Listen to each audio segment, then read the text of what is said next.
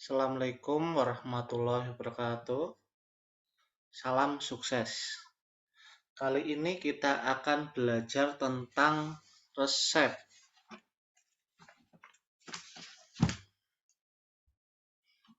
Ya, kita mulai saja.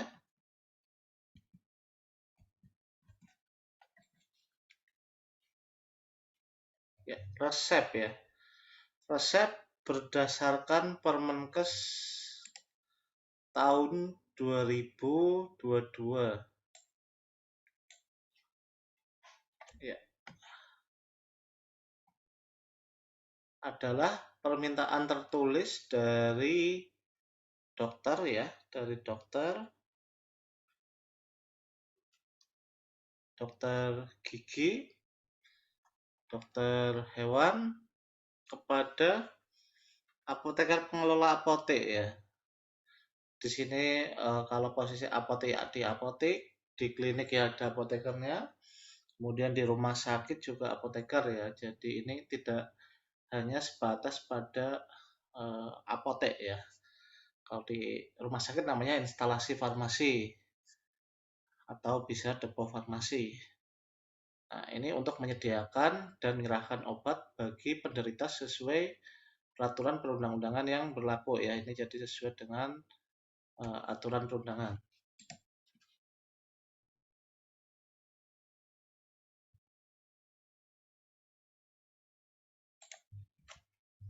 Ya, sesuai dengan peraturan perundang-undangan yang berlaku. Siapa yang berhak di sini? Ya, yang berhak ada dokter ya. Tapi dokter kan macam-macam ya. Ada dokter gigi, dokter umum, atau dokter ya, bisa dokter spesialis, kemudian ada dokter hewan. Ya, untuk dokter yang manusia ya hanya terbatas pada pengobatan pada manusia ya. Ini jadi kalau dokter contoh dokter spesialis penyakit dalam yaitu hanya untuk manusia saja. Kalau hewan ya terbatas pada hewan ya, dokter hewan itu terbatas pengobatannya untuk hewan saja. Nggak boleh dibalik ya, dokter hewan mengobati manusia maupun dokter manusia mengobati hewan. Kemudian untuk dokter gigi juga sebatas terhadap pengobatan gigi dan mulut saja. Tidak bisa menjadi dokter umum ya. Jadi harus sesuai masing-masing jobnya sendiri-sendiri. Formulae medisi ya. Jadi dalam resep itu ada formulae officinalis dan formulae magistralis. Kalau officinalis itu resep yang tercantum dalam farmakope atau buku standar ya, atau di standar ya, makanya officinalis ya ini standar. Kalau magistralis itu resep yang ditulis oleh dokter ya. Jadi kalau dokter yang nulis berdasarkan keinginan beliau sesuai diagnosa pasien dan anamnesanya ya namanya formulae magistralis. Tapi kalau melihat dari data formularium atau farmakope ya, di sini farmakope ini namanya formulae officinalis. Kemudian komponen resep menurut fungsi ya, di sini ada remedium cardinale ya, kardinal ya, utama ya, jadi obat yang memiliki khasiat utama. Contohnya kalau pada sediaan paracetamol ya, paracetamol sirup, remedium cardinale yaitu acetaminophennya ya, jadi paracetamolnya, acetaminophen. Ya, ini untuk sebagai komponen yang memiliki khasiat. Kemudian ada adjuvan ya, remedium adjuvan yaitu penunjang ya, sebagai penunjang. Kemudian ada korigen ya, korigen tambahan ya. Jadi itu untuk memperbaiki rasa ya, namanya saporis. Ini bisa contohnya kalau pada puyer itu ditambahkan sakarin ya, memperbaiki rasa ya, ini sakarin supaya rasanya manis ya, dikasih sakarin. Warna ya, warnanya kalau sirup stroberi ya warnanya merah gitu ya, supaya lebih menarik pada anak kecil. Kemudian oh ya, ini yang perbaiki rasa ya, ada rasa jeruk ya, rasa Biasanya kalau sirup itu rasa jeruk dan stroberi saja. Kemudian bau ya bau odoris ya ini bau bau jeruk ya kan enak biasanya supaya anak kecil itu mau mengkonsumsi obat. Larutannya ya supaya lebih mudah larut. Ini selanjutnya konstituen ya konstituen atau pengisi sebagai zat pengisi atau pemberi bentuk untuk memperbesar volume. Obat cair ya komposisinya air. Kalau pada tablet ya ada amilum ya tambahannya amilum. Kemudian terkait dengan kelengkapan resep ya kelengkapan resep harus ada identitas dokter pastinya ya yang menulis resep, ada nama, alamat, nomor telepon ya. Nomor telepon itu penting kenapa? Kalau tulisannya susah dibaca, nanti kan konfirmasinya bisa menghubungi ke nomor tersebut ya. Kemudian nomor izin praktek ya. Jadi SIP ya, surat izin praktek harus ada. Hanya dokter saja, apoteker pun juga harus ada ya. Dan hari dan jam prakteknya ya, jadi bisa diketahui atau dilacak eh, ininya apa kalau menghubunginya kapan saja jadi kita tahu oh jam prakteknya jam berapa. Kelengkapan resep ada inskripsio ya. Inskripsio itu tanggal dan tempat resep dibuat. Ya, ya. Inskripsio itu tanggal dan tempat resep itu dibuat. Ada invokasio, tanda buka penulisan resep ya. Ini biasanya resep kan R ya. Resipe atau harap diambil ya. Berarti itu kan seperti kalimat perintah ya. Jadi R, ambillah gitu ya. Harap diambil paracetamol numero sekian gitu. S3DD1 gitu ya. Contohnya nanti kita di belakang akan membaca tulisan resep ya. Nah, ini preskripsio atau ordonasio itu nama obat, jumlah dan cara pembuatan obat. Signatur ya. Signatur itu tanda ya, aturan pakai dari obat yang tertulis. Subskripsio ya, paraf ya. Jadi harus ada paraf dokternya ya supaya apa? Supaya valid ya. Oh, ini dokter A yang meresepkan. Kemudian harus ada identitas pasien ya, harus ada nama, usia dan alamat. Kalau ada berat badannya ya berat badan mungkin lebih baik supaya apa? Supaya bisa dari farmasi pun bisa menghitung kira-kira berat badannya sesuai enggak terkait dengan dosis obat yang diberikan. Tanda seru dan atau paraf dokter ya ini tanda pentung ya tanda seru untuk resep yang di melebihi dosis maksimal. Terus ada tanda serunya. Biasanya mungkin kalau di atas itu ada pertimbangan khusus ya dari klinisinya. Mungkin resep dokter hewan ya. Kalau seandainya resep dokter hewan harus ada jenis hewannya ya. Kucing ya atau anjing. Nah, namanya juga kan ada alam dan alamat pemiliknya. Nah, ini saya ada contoh gambaran ya resep. Kemudian harus ada nama dokter, ada surat izin prakteknya yang masih aktif ya, kemudian alamat dan nomor telepon. Ya, nomor telepon untuk bisa dihubungi, kalau seandainya tulisannya nggak bisa kebaca, jadi bisa menghubungi kontak tersebut. Kemudian ini ya, tanggal resep dibuat ya, lokasi ya, ini hanya contoh saja R ya, harus ada tanda pembuka R ya, atau ambillah chloramphenicol krim tub 1 ya, hidrokortisone krim 1 tub ya, misovak campur dan buatlah krim ke dalam pot ya, signa usus eksternus untuk pemakaian luar ya. Ini kalau betadine gargle ya, ini untuk obat kumur. Pro Lisna ya, ini kan pasiennya usianya berapa, alamatnya yang kurang apa di sini harus ada paraf dokternya nantinya terkait dengan resep. Ya, selanjutnya kita akan membahas tentang bahasa Latin pada resep ya. Ya, kenapa resep itu menggunakan bahasa dalam bahasa Latin? Karena bahasa yang sudah mati ya, jadi tidak dipakai lagi dalam percakapan sehari-hari. Sehingga tidak ada tambahan kosakata baru ya. Contohnya lugue ya itu kan bahasa Betawi. Nanti ada tambahan apa lagi sista ya, kalau sekarang ada sista dan sebagainya. Itu bahasa-bahasa yang pasti akan muncul ya kalau menggunakan bahasa yang sudah mati, ya udah itu aja, nggak ada tambahan kosakata baru. Bahasa internasional dalam profesi kedokteran dan kefarmasian. Ya ini tidak terjadi dualisme tentang obat yang dimaksud dalam resep ya, karena artinya cuma ada satu, jadi tidak ada dualisme lagi. Dan menjaga kerahasiaan terhadap pasien ya, karena kan pasien itu nggak mungkin paham terkait bahasa ini ya, bahasa Latin. Ya, ini contohnya singkatan-singkatan dalam bahasa Latin ya. Ada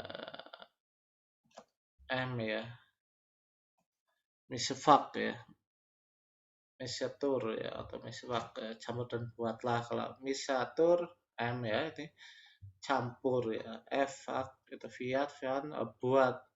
La LA ya, lega artis ya, menurut cara semestinya. MF misefak ya, campurlah dan buatlah. MFLA ya, misefak lega artis ya, campur dan buatlah menurut cara semestinya. Ya, ini cara membacanya. Ya, selanjutnya ini DTD, detalis dosis. Ya, DD ya, DDY untuk artinya sehari. DD ya, ini sehari, DDY. Untuk DTD, detalis dosis, berikan sebanyak dosis tersebut. Pulv ya, pulvis, kalau pulveras ya, itu serbuk terbagi. Serbuk terbagi itu puyer ya, kalau pulvis ya, ini bisa serbuk tabur, bisa pulv ya, serbuk tabur, kemudian talak ya, talak itu pulv. Mesefak lah, pulvis, detalis dosis campur, dan mesefak lega artis, pulveris, detalis dosis campur dan buatlah menurut cara semestinya puyer sebanyak dosis tersebut. Ya, ini aturan terkait dengan penulisan SDD 1 SDD ya, 1 DD atau SDD, semele DD DD ya, 1 kali sehari. 2 DD ya, bis DD atau 2 itu kan bis ya, in DD indi itu 2 kali sehari. TID ya, ter DD ter indi atau ter DD ini 3 kali sehari. Kalau KID itu 4 kali ya, quarter in day ya, 4 kali sehari. S3 DD 1 tabel. Ya, ini signatur ter DD ini karena 3 ya, ter DD 1 tablet, 3 kali sehari 1 tablet. Itu cara bacanya. Kalau H itu dari hora ya, hora itu jam. HM, hora manutina. Ya, ini pada pagi hari. HS, hora somni, jam sebelum tidur. OH, omni hora ya, omni hora. Hora itu kan dari jam ya, omni ya tiap jam. OBH, omni bi horio ya, tiap 2 jam. OTH, omni tri horio, tiap 3 jam. O4H, omni quarter horio ya, ini tiap 4 jam. M itu mane ya, mane itu pagi. OM, omni mane ya, omni itu kan berarti tiap ya, tiap pagi. ON, omni nocte, nocturnal ya, nocturnal nocte itu malam ya, tiap malam. M at V, mana at vespere ya, pagi dan sore ya, vespere itu sore. PRN, prorenata itu jika perlu ya. Contohnya kalau yang prorenata pemberian obat pereda nyeri ya, itu PRN. PRN, pereda nyeri itu PRN, kemudian obat demam itu jaga PRN ya. Jika demam, kalau nggak demam ya nggak usah dipakai. Jika tidak nyeri ya udah nggak usah digunakan ya. Contoh kayak pemberian paracetamol. Jika demam, kalau nggak demam kan kita nggak perlu mengkonsumsi paracetamol karena itu hanya untuk simptomatiknya saja. SNS si necessit ya kalau perlu, jika perlu. SOS si opposite ya kalau perlu ya. UC ya, UC ugnus maaf, usus cognitus ya. Pemakaian diketahui. UN usus notus, pemakaian juga sama ya. UC dan UN sama artinya. Dan UE usus externus ya, obat luar. Makanya tadi SUE signa usus externus ya, untuk aturannya untuk dipakai di luar. UI usus internum ya, ini obat dalam, UP usus propium ini dipakai sendiri. IMM Immanum Medisi ya, berikan ke tangan dokter ya. Ini ada beberapa ya. IMM ya, ini perlu diingat IMM Immanum Medisi. UP usus propium ya, ini dipakai sendiri. Dex ya, ini Dexter ya, itu kanan. Sin ya, sinister kiri. Dexter at sin ya, kanan dan kiri. OD Oculus Dexter yaitu Oculus itu kan mata. Oculus mata, Dexter kanan, mata kanan. Oculus sinister ya, mata kiri. ODS ya, Oculus Dexter sinister, mata kanan dan kiri. Ini untuk aturan pakai obat-obat tetes mata ya contohnya. Nah, kemudian terkait dengan sendo itu C koklear atau cibarium ya. C besar itu sama saja dengan 15 ml ya. Jadi itu 15 mili dan 15-nya mili itu hitungannya sendok takar ya, karena kalau sendok makan biasa itu ukurannya sebenarnya sekitar 5 milian aja ya, nggak sampai 15. Makanya kalau dalam mengkonsumsi obat-obatan terutama sirup wajib menggunakan sendok takar ya, sendok takar ini.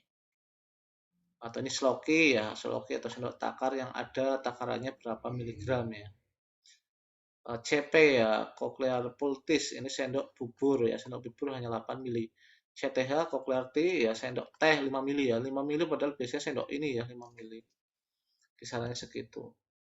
Nah, ini untuk tetesan, bisa tetes telinga, tetes mata, tetes hidung.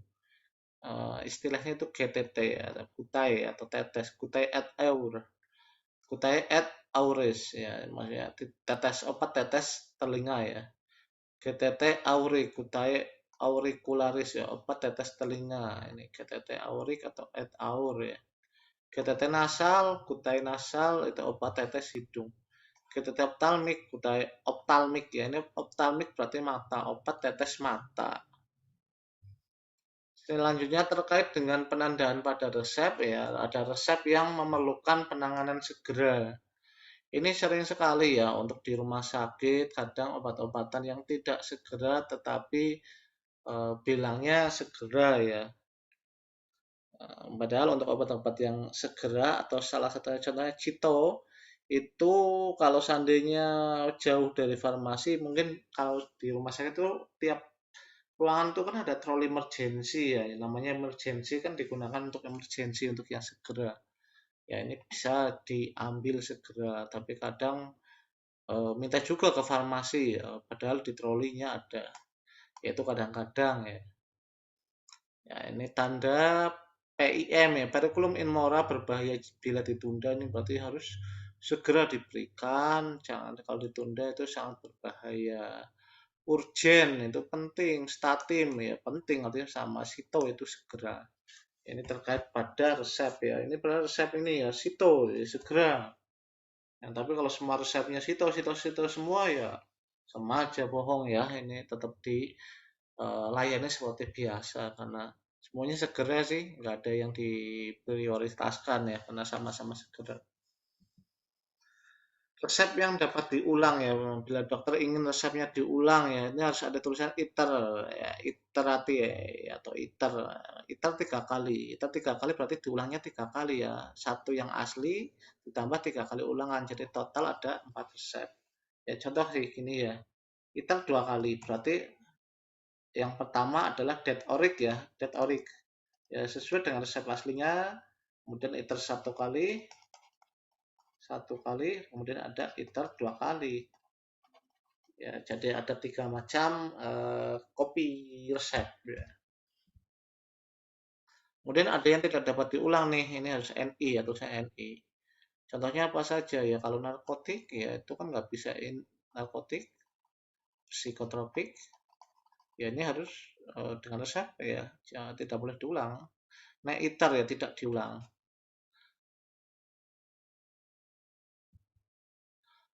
Kemudian ini resep yang mengandung narkotika ya. Tadi kan saya bilang ada resep yang mengandung narkotika tidak boleh ada tulisan iter.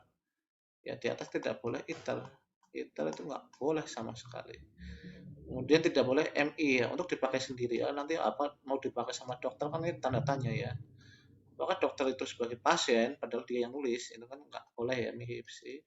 usus cognitus ya, pemakaian diketahui. Nggak bisa untuk hanya tulisannya UC. Ya, dan resep narkotika disimpan terpisah dari resep yang lain. Tanda dosis sengaja melampaui apa ya, dosis maksimal ya. Ini dengan tanda pentung ya, atau tanda seru, dan ada atau dengan adanya para dokter di belakang nama obatnya. Regulasi pelayanan resep ya, ini aturan dalam pelayanan resep. Resep dibuat dengan ada tanda R ya, itu kan tandanya merintah ya, ambillah. Kalau nggak ada R ya berarti nggak perlu dilayani ya, karena nggak ada permintaan untuk mengambil. Resep asli tidak boleh diberikan kembali setelah obatnya diambil oleh pasien, hanya dapat diberikan kopi resep atau salinan resep. Resep asli itu disimpan di farmasi, dan berapa lama penyimpanan resep itu? Penyimpanan resep selama 5 tahun. Apabila apoteker menganggap dalam resep terdapat kekeliruan, maka akan memberitahukan kepada dokter penulis resep. Caranya bagaimana? Kan tadi ada nomor telepon, kemudian ada alamat rumah. Ya kalau di telepon nggak bisa ya mungkin bisa didatangi ke alamat rumah. Atau tahu namanya ya dokter Joko SPPD ya ini. Oh iya tahu ini dokter Joko, tulisan tanda tangannya sesuai atau tidak. Karena ada resepan contohnya morfin gitu ya. Perlu diperhatikan sekali. Bila dokter penulis resep tetap pada pendiriannya, tanggung jawab sepenuhnya dipikul oleh dokter yang bersangkutan. Ya kalau maksa ya udah dikasihkan saja. Nah, kemudian aturan dalam pelayanan resep ya, bila dokter tidak dapat dihubungi dalam hal resep terdapat kekeliruan yang berbahaya, maka penyerahan obat dapat ditunda ya. Di sini boleh ditunda jika ternyata tulisannya ya ini ya meragukan bagi apoteker, bisa ditunda saja, konfirmasi ke pasiennya. Resep yang tidak dapat dibaca secara jelas atau tidak lengkap, maka apoteker berkewajiban menanyakan kepada dokter yang menulis resep ya. Jadi kalau nggak lengkap ya nggak bisa baca ya tanyakan langsung aja, kan ada nomor yang bisa dihubungi. Aturan dalam pelayanan resep, resep asli disimpan di apotek dan tidak boleh diperlihatkan kepada orang lain. Ya karena ini rahasia ya, resep itu rahasia kecuali diminta oleh dokternya, pasien, pejabat berwenang, dan yayasan yang menanggung biaya BPJS ya, contohnya BPJS ya, klaim ya, ketenaga kerjaan, adapun kesehatan ya, ya ini contohnya. Pelayanan resep ya, resep itu ada namanya screening ya, screening ada persyaratan administratif ya, administratif sesuai dengan kelengkapan resep, lengkap apa tidak terkait dengan resepnya. Kesesuaian farmaseutis ya, kira-kira racikan tersebut bisa dibuat atau tidak sih. Kemudian pertimbangan klinis ya, dilihat secara klinisnya sesuai atau tidak dengan pasien dari obat yang diberikan. Contoh penyiapan obat ya, ini ada peracikan ya, obat kan pertama kali diracik, setelah diracik ada di etiketi ya, etiketi dibungkusnya. Kalau untuk ekstravaskuler itu warna biru, intravaskuler warna warna ini putih ya, putih. Kemasan obatnya, penyerahan obat, berikan informasi obat, konseling, dan monitoring penggunaan obat. Nah, dalam menjalankan praktek farmasian harus menetapkan standar pelayanan kefarmasian. Ya, ini penyerahan dan pelayanan obat berdasarkan resep dokter dilaksanakan oleh apoteker. Ya, ini beberapa bunyi dari peraturan pemerintah tersebut ya. Dalam melakukan pekerjaannya, apoteker dapat mengganti dengan merek dagang dengan obat generik ya yang sama komponen zat aktifnya, atau obat dagang atas persetujuan dan atau pasien ya. Jadi di sini bisa persetujuan pasien, bisa persetujuan dari dokternya. Yang penting apa isinya atau komposisinya atau zat aktifnya sama. Menyerahkan obat keras, narkotika, dan psikotropika pada masyarakat atas resep dari dokter sesuai dengan peraturan perundangan. Ya ini ya ya sekian untuk pembahasan tentang resep. Semoga bisa bermanfaat dan jangan lupa untuk subscribe channel ini ya supaya bisa mendapatkan materi-materi yang bermanfaat. Tidak hanya terkait dengan kefarmasian tetapi dengan P3K dan sebagainya. Sekian, wassalamualaikum warahmatullahi wabarakatuh.